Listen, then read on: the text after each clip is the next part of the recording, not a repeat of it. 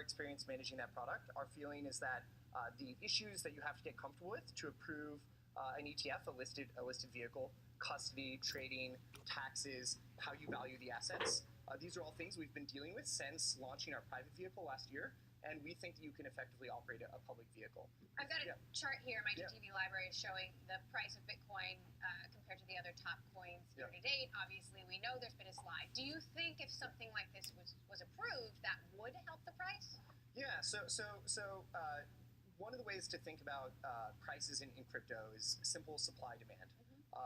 And if a listed vehicle, so an exchange-traded product or some other listed vehicle were approved, you can imagine that a number of investors through 401ks, through their brokerage accounts with Fidelity and Schwab, institutional investors who don't want to work with one of the crypto brokers but would be comfortable purchasing a listed product through their existing counterparties, prime broker, brokerage, etc., would feel comfortable investing in the space, and that would create new demand that would impact prices in the market.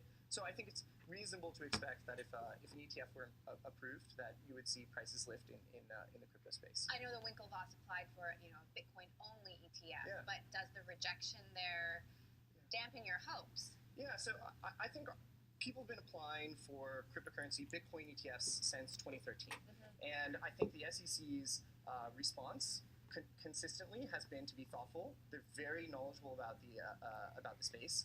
They actually put out a letter in January outlining 32 questions that they would have to get more comfortable with to approve a product.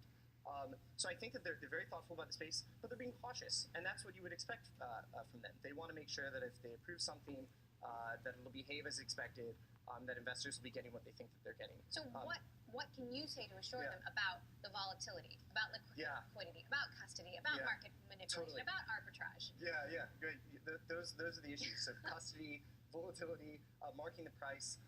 I think that all of those things, in our experience operating a vehicle, are in a place now where you can securely and effectively operate a vehicle. So we look forward to having conversations about this with the SEC, but there was just an exchange